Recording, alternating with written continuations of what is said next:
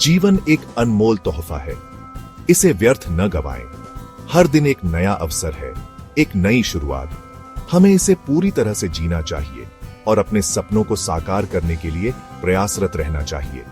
एक स्पष्ट लक्ष्य निर्धारित करें।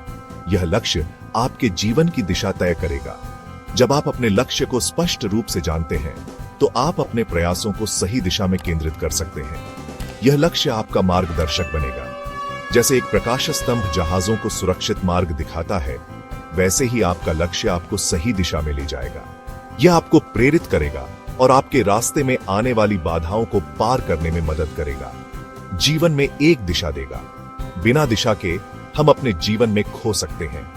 एक स्पष्ट लक्ष्य हमें एक उद्देश्य देता है और हमें अपने सपनों की ओर बढ़ने के लिए प्रेरित करता है। बिना लक्ष्य के हम भटक जाते हैं। जैसे एक नाव बिना पतवार के समुद्र में भटकती है, वैसे ही हम भी बिना लक्ष्य के अपने जीवन में भटक सकते हैं। एक स्पष्ट लक्ष्य हमें इस भटकाव से बचाता है। जीवन एक नाव की तरह है, जिसे दिशा की आवश्यकता होती है। बिना दिशा के हम कहीं भी नहीं पहुंच सकते। एक स्पष्ट लक्ष्य हमें उस दिशा में ले जाता है जहां हम जाना चाहते हैं। लक्ष्य हमें प्रेरित रखता है। यह हमें हमारे सपनों की ओर बढ़ने के लिए प्रोत्साहित करता है। जब हम अपने लक्ष्य को प्राप्त करने के लिए मेहनत करते हैं, तो हमें एक अद्वितीय संतोष मिलता है। कठिनाइयों से लड़ने की शक्ति देता है। जीवन में कई बार हमें चुनौतियों का सामना करना पड़ता है। एक स्पष्ट लक्ष्य हमें इन चुनौतियों का सामना करने और उन्हें पार करने की शक्ति देता है। एकाग्रता और धैर्य बनाए रखें, सफलता अवश्य मिलेगी। ध्यान और धैर्य के साथ हम अपने लक्ष्य को प्राप्त कर सकते हैं। यह हमें हमारे रास्ते में आने वाली बाधाओं को पार करने में मदद करता है। याद रखें, सफलता एक दिन में नहीं मिलती। इसके लिए समय और मेहनत लगती है। जैसे एक फूल को खिलने में समय लगता है, वैसे ही हमें भी अपने लक्ष्य को प्राप्त करने में समय लगता है। इसके लिए समय और मेहनत लगती है। जैसे एक किसान बीज बोता है और उसे पेड़ बनने में समय लगता है, वैसे ही हमें भी अपने लक्ष्य को प्राप्त करने में समय और मेहनत लगती है। ठीक उसी तरह जैसे एक बीज को पेड़ बनने में समय लगता है, हमें धैर्य रखना चाहिए और अपने प्रयासों को जारी रखना चाहिए। समय के साथ हमारी मेहनत रंग लाए। अपने लक्ष्य पर ध्यान केंद्रित करें। ध्यान और एकाग्रता के साथ हम अपने लक्ष्य को प्राप्त कर सकते हैं। यह हमें हमारे रास्ते में आने वाली बाधाओं को पार करने में मदद करता है। धैर्य रखें, आपकी मेहनत रंग लाए। छोटे छोटे कदम उठाते रहें और अपने लक्ष्य की ओर बढ़ते रहें। अंततः आपकी मेहनत और धैर्य आपको सफलता की ओर ले जाएंगे। हमारे अंदर अपार ऊर्जा छिपी है। इस ऊर्जा का सही दिशा में उपयोग करें। नकारात्मक विचारों को अपने ऊपर हावी न होने दें। नकारात्मकता ऊर्जा का नाश करती है। अपनी ऊर्जा को रचनात्मक कार्यों में लगाएं। जीवन में कुछ बड़ीढ़ा करने की सोचें। ऊर्जा का अपव्यय मत करो। क्रोध, ईर्ष्या और नकारात्मकता से बचें। यह केवल आपको कमजोर बनाएंगे। अपनी ऊर्जा का उपयोग सकारात्मक कार्यों में करें। दूसरों की मदद करें। अपने लक्ष्यों पर ध्यान केंद्रित करें। सकारात्मक सोच जीवन का मूल मंत्र है। यह हमें कठिनाइयों से लड़ने की शक्ति देती है। जीवन में उतार चढ़ाव आते रहते हैं, लेकिन हमें हमेशा सकारात्मक बने रहना चाहिए। हर चुनौती एक अवसर होती है। यह सोचकर आगे बढ़ें। नकारात्मक विचारों को अपने ऊपर हावी न होने दें। सकारात्मक सोच हमें आशा देती है और आशा ही जीवन का आधार है। सेक्शन 4, अकेलेपन की शक्ति। अकेलापन हमें खुद को समझने का अवसर देता है।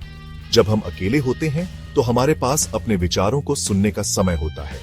यह समय हमें आत्मनिरीक्षण करने और अपनी आंतरिक आवाज को सुनने का मौका देता है। यह हमारी आंतरिक शक्ति को जगाता है। अकेलेपन में हम अपनी कमजोरियों और ताकतों को पहचान सकते हैं। यह हमें आत्मनिर्भर बनाता है और हमें अपने आप पर विश्वास करने की शक्ति देता है। हमें भीड़ में खोने की जरूरत नहीं। अपनी पहचान बनाएं। भीड़ में खो जाना आसान है, लेकिन अकेले रहकर अपनी पहचान बनाना एक साहसिक कदम है। यह हमें अपनी अनूठी पहचान को समझने और उसे मजबूत करने का अवसर देता है। सेक्शन 5, बाज की उड़ान। एक प्रेरणाबाज एक शक्तिशाली पक्षी है। उसकी शक्ति और स्वतंत्रता हमें प्रेरित करती है। वह अपने पंखों को फैलाकर आकाश में ऊंची उड़ान भरता है, मानो वह किसी भी बाधा को पार कर सकता है। वह ऊंचाइयों पर उड़ता है। उसकी उड़ान हमें यह सिखाती है कि हमें भी अपने जीवन में ऊंचे लक्ष्य रखने चाहिए। बाज की तरह हमें भी अपने सपनों को पूरा करने के लिए ऊंची उड़ान भरनी चाहिए। उसकी नजर बहुत तेज होती है।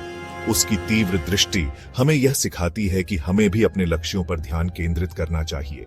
बाज की तरह हमें भी अपने लक्ष्य को स्पष्ट रूप से देखना चाहिए। वह दूर से ही अपने शिकार को देख लेता है।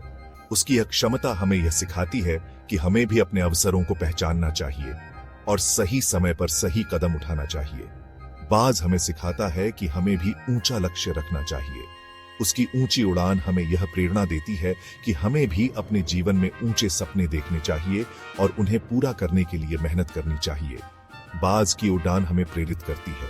उसकी उड़ान हमें यह सिखाती है कि हमें भी अपने जीवन में स्वतंत्रता और साहस के साथ आगे बढ़ना चाहिए।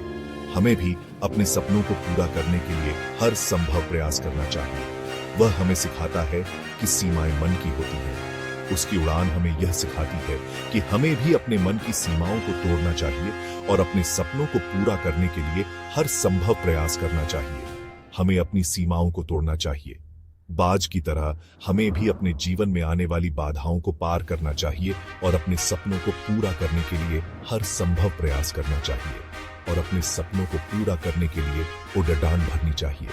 बाज की तरह हमें भी अपने जीवन में ऊंचे लक्ष्य रखने चाहिए और उन्हें पूरा करने के लिए मेहनत करनी चाहिए। उसकी उड़ान हमें यह सिखाती है कि हमें भी अपने जीवन में ऊंचे सपने देखने चाहिए और उन्हें पूरा करने के लिए हर संभव प्रयास करना चाहिए। सेक्शन 6।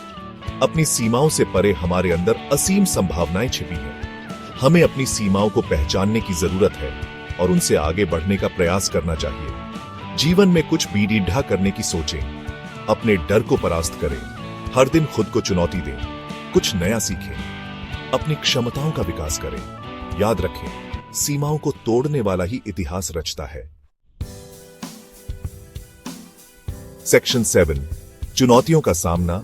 सफलता की कुंजी। जीवन में चुनौतियां तो आती रहेंगी, लेकिन हमें उनका डटकर सामना करना चाहिए।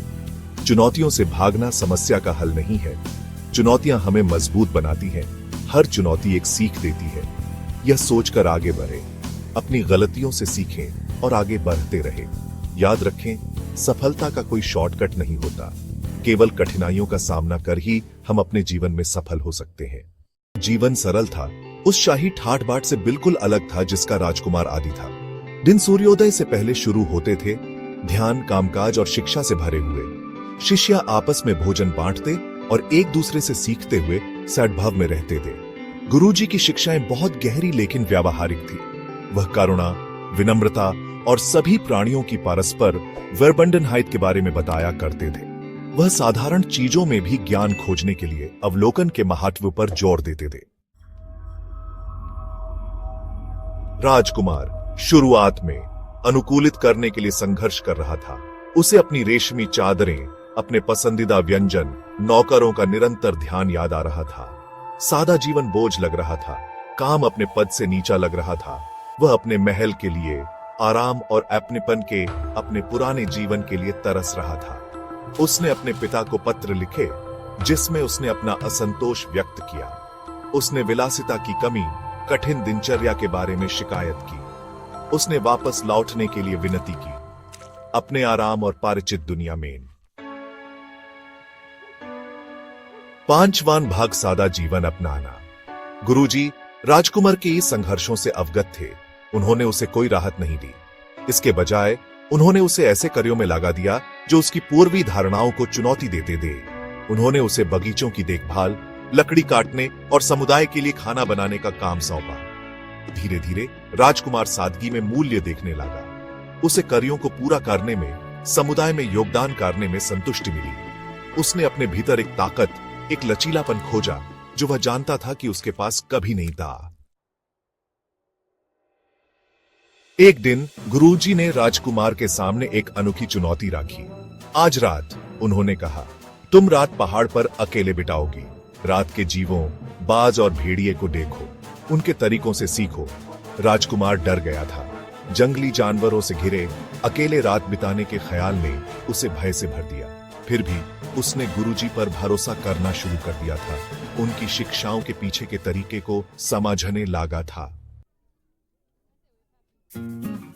जैसे ही सूरज क्षितिज से नीचे डूबा, लंबी परछाई पड़ने लगी।